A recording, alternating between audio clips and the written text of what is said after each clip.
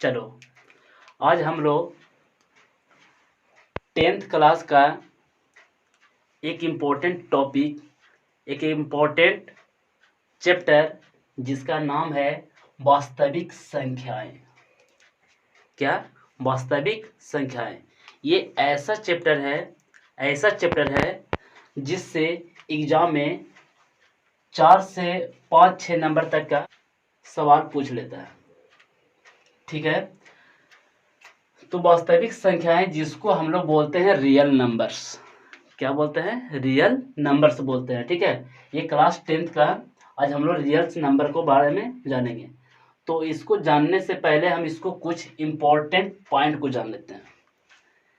ठीक है, चूंकि कहा जाता है कॉन्सेप्ट इज ए पावर। अगर आप लोग के पास कॉन्सेप्ट है किसी भी चैप्टर को चालू होने से पहले, तो आप अच्छा खासा नंबर उठा सकते हैं। ठीक है, तो आइए हम इम्पोर्टेंट पॉइंट को कुछ पहले देखेंगे, जिसमें सबसे पहले पहला पॉइंट होगा प्रमेयिका। प्रमेयिका, ये प्रमेयिका क्या है? तो प्रमेयिका जो होता है ना, कहता है वैसा कथन जो स्वयं सिद्ध होता है। क्या होता है? स्वयं सिद्ध होता है और अन्य कथनों को सिद्ध करने में प्रयोग किया जाता है। ठीक है, उससे हम लोग प्रमेयिका कहते हैं। ये खुद सिद्ध होता है, इसको सिद्ध करने की कोई जरूरत नहीं होता है, बल्कि इसके सहारे से, इसकी सहायता से हम दूसरे कथनों को सिद्ध करते हैं। ठीक है, तो ये बात समझ में आ रहा होगा। दूसरा पॉइंट जिसका नाम है यूक्लिड विभाजन एल्गोरिथम। ठीक है, इसका सबसे इंपॉर्टेंट पॉइंट यूक्लिड विभाजन एल्गोरिथम। ठीक है, ये क्या है? तो आइए जानते हैं। कहता है इसके अनुसार प्रत्येक प्राकृत संख्या, अब प्राकृत संख्या कैसा होना चाहिए?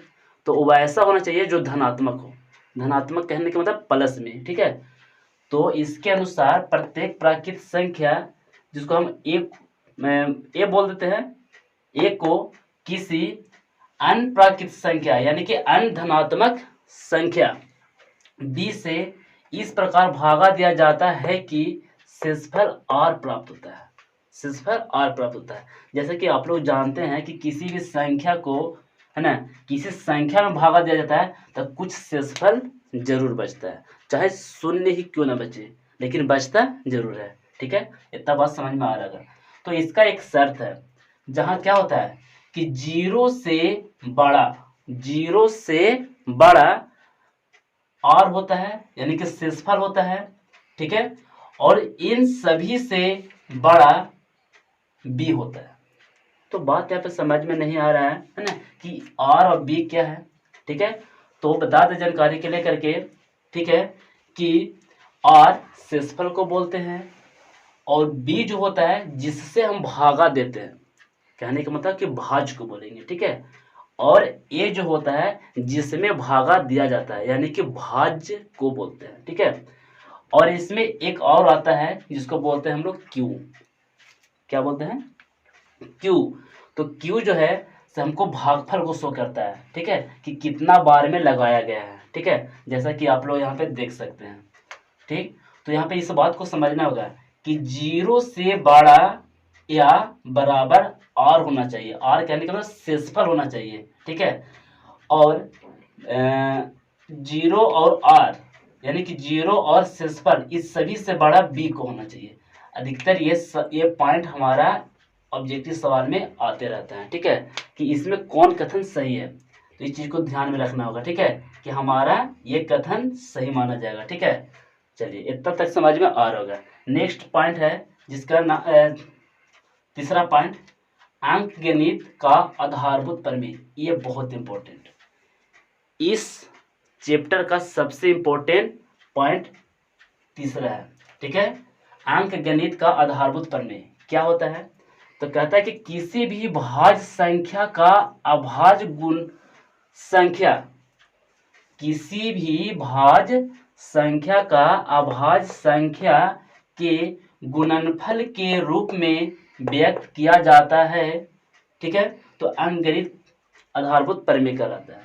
ठीक है, अच्छा, इसका प्रयोग कहाँ होता है? इस चैप्टर में इसका प्रयोग सबसे ज्यादा होता है। इसका प्रयोग लसा और मसा, जिसको इंग्लिश में हम लोग बोलते हैं एलसीएम और एचसीएफ, ज्ञात करने में किया जाता है। ठीक है, इतना बात समझ में आ रहा होगा। हम हर पॉइंट पे एक एग्जांपल ले लेके आप लोग को बताएंगे। ठीक है, अभी सिर्फ कॉन्सेप्ट दिया जा रहा है। ठीक है, चलो नेक्स्ट पॉइंट है नंबर 4, शांत और अशांत। ये शांत और अशांत क्या है?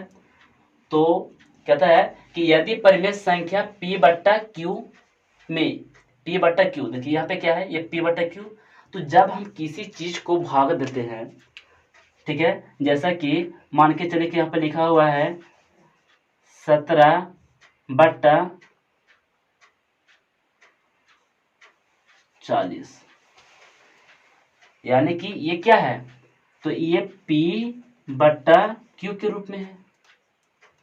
ठीक है, तो ये q जब इसको हम फैक्टर करेंगे, अभाज्य गुणनखंड करेंगे इस 40 को, ठीक है, तो ये जो है ये जो है 2 के पावर m और गुना 5 के पावर n के रूप में आना चाहिए।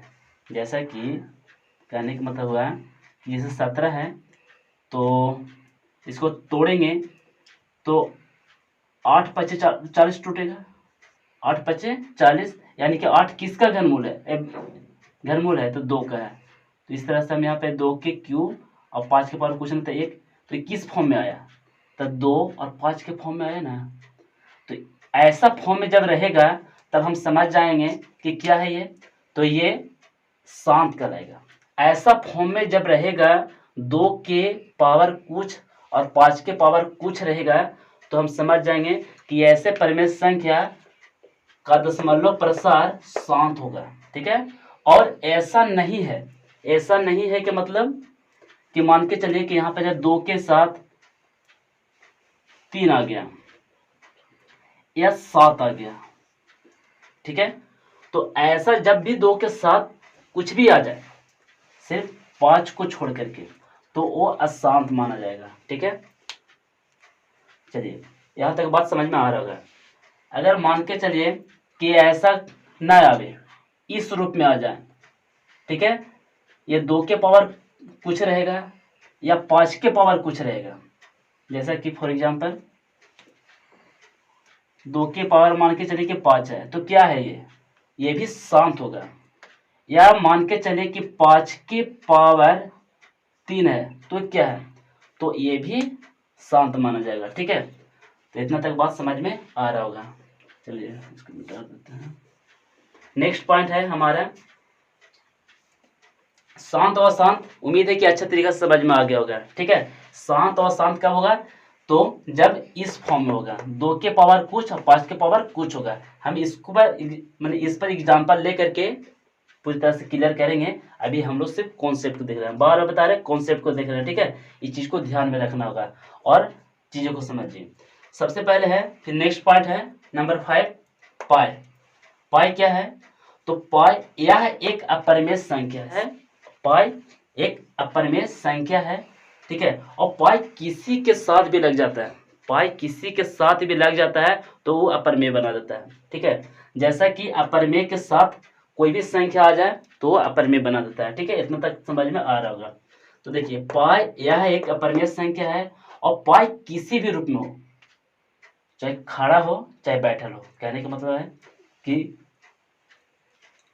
बट्टा में हो तो भी वो अपरिमेय संख्या ही कहलाएगा। ठीक है, जैसा कि यहाँ पे आप देख सकते हैं। ठीक, तो ये ध्यान में रखना है कि पाई कैसा संख्या है, तो पाई एक अपरिमेय संख्या है। ठीक है, अक्सर सवाल में पहला ही तो मतलब कि सवाल शुरुआत होता है, जैसा ही हमको पेपर मिलता है तो पहला ही सवाल आ जाता है कि पाई कैसा संख्या है। तो याद रखना, पाई अपरिमेय संख्या है। कैसा संख्या है, अपरिमेय। चलिए यहाँ तक अगर बात समझ में आ गया तो नेक्स्ट पॉइंट हम लोग लेते हैं नंबर 6, जिसमें कहता है कि पहली संख्या गुने दूसरी संख्या, पहली संख्या गुने दूसरी संख्या बराबर क्या होता है, तो लसा गुने मसा। पहली संख्या गुने दूसरी संख्या बराबर लसा गुने मसा होता है। इसका कहाँ यूज होने वाला है? तो इसका यूज हम लोग जब मासा और लासा को निकाल लेंगे, ठीक है, मासा और लासा को निकाल लेंगे तो इसका सत्यापन करने में इसका काम आने वाला है, ठीक है। सत्यापन करने के मतलब जांच करने में कि जो हम बनाया लासा और मासा निकाला वो सही है या गलत है, ठीक है। चलिए, जिसको देखिए यहाँ पे पहली संख्या को ए से सूचित किया गया है और दूसरी संख्या को बी से सूचित किया गया है, ठीक है। और ये लासा को समझ मतलब कि जानने की करते होंगे कि एलसीएम बोलते हैं और मासा को एचसीएफ बोलते हैं। अच्छा, ऐसे बोलने से नहीं होगा।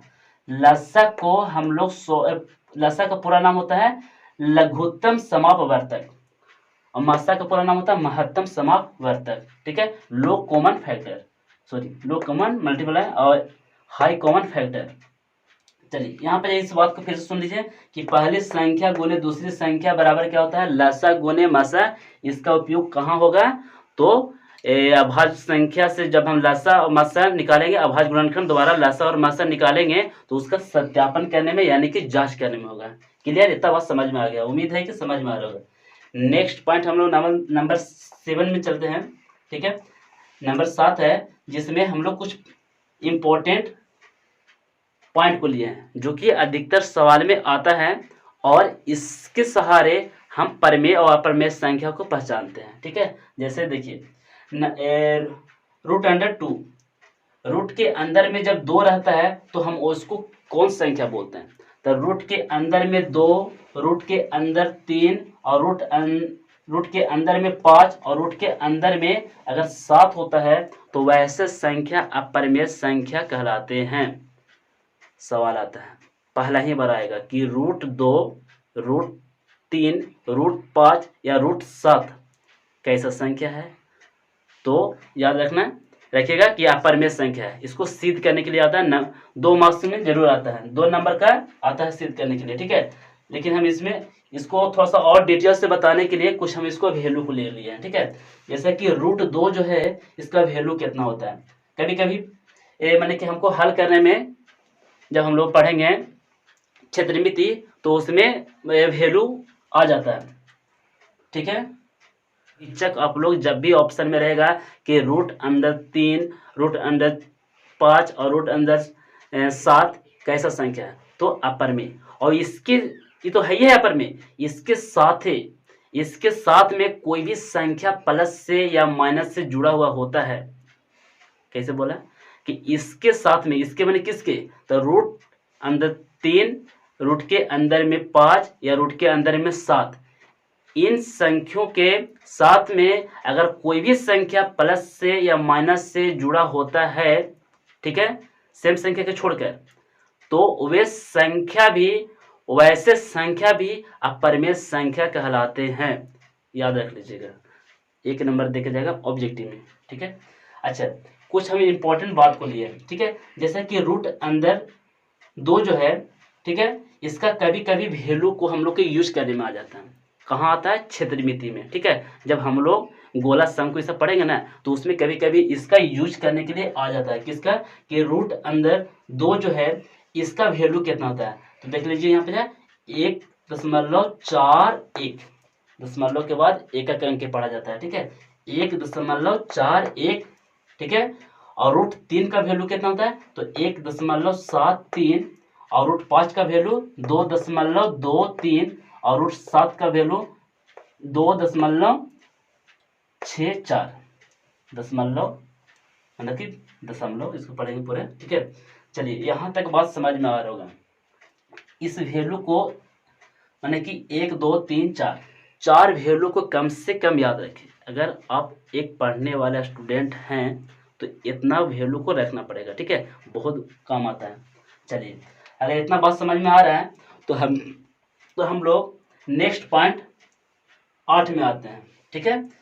इसमें कहता है, ये भी इंपॉर्टेंट पॉइंट है, ध्यान रखिए, 8वां, यानी कि इसमें जितने भी बता रहे हैं पॉइंट, ठीक है, ये सारे कॉन्सेप्ट है, इसको हम लोग के ध्यान में रखना होगा, ठीक है।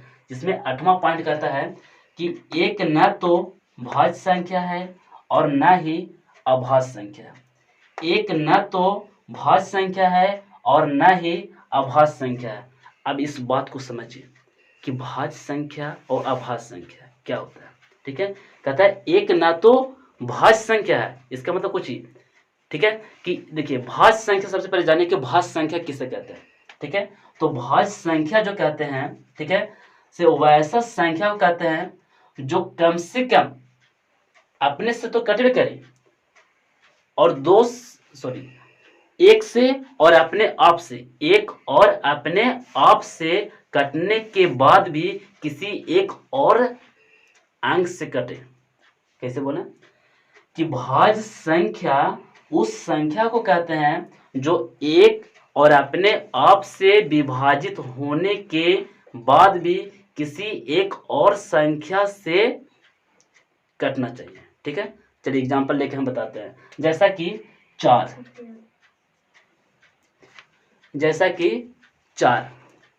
ठीक है, ये 4 क्या है, तो देखिए ये एक से भी कटता है, एक से भी विभाजित होता है और अपने आप से भी होता है। लेकिन एक और है ना, एक और कौन सा संख्या है जिससे विभाजित होता है, तो 2। यानी कि एक और अपने आप से विभाजित हो किया, लेकिन एक अदर संख्या 2 से भी विभाजित हो रहा है, यानी कि 2 से भी ये विभाजित हो रहा है, तो वैसे संख्या को हम लोग भाज्य संख्या कहते हैं।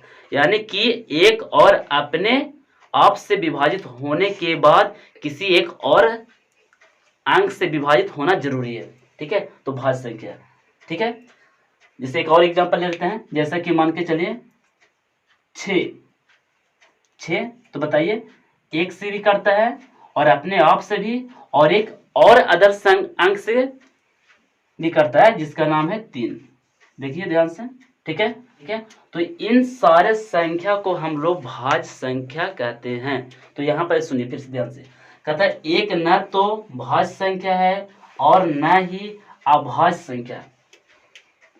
इसका मतलब क्या हुआ, जैसा कि हम तो जान गए कि भाज्य संख्या किसे कहते हैं इसे, लेकिन अभाज्य संख्या किसे कहते हैं, तो अभाज्य संख्या इसका उल्टा होता है। क्या होता है कि सिर्फ एक और अपने आप से ही पूरी विभाजित होना चाहिए।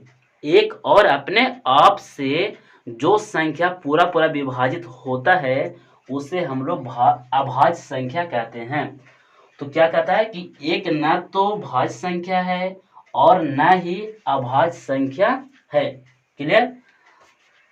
चलिए हम लोग इसको क्वेश्चन पे देखेंगे, लेंगे। ठीक है, जैसे कि एक को देखिए ना, कौन पहाड़ में आता है, कोई पहाड़ में आता है, अपने आप में आता है। ठीक है, लेकिन कोई और पहाड़ में तो आना चाहिए ना भाज्य होने के लिए। ठीक है, तो यहाँ पे कहता है एक न तो भाज्य संख्या है और न ही अभाज्य संख्या है। क्लियर, बात समझ में आ रहा होगा, उम्मीद है कि समझ में आ रहा होगा। ठीक है, लेकिन यहाँ पर जाए इतने बात के बाद भी अब हम लोग कुछ एक और बात। ठीक है, क्या है वो बात कि इन सारे चीजों को बनाने वाले, इन सभी चीजों का जनक किनको कहा गया है, कौन ऐसा थे जो ये हम लोग को दे दिए पढ़ने के लिए। ठीक है, तो उनके बारे में जान लेते हैं। कहता है अंक गणित का आधारभूत प्रमेय जो है, ये चीज को देने वाले यानी इनका जनक कार्ल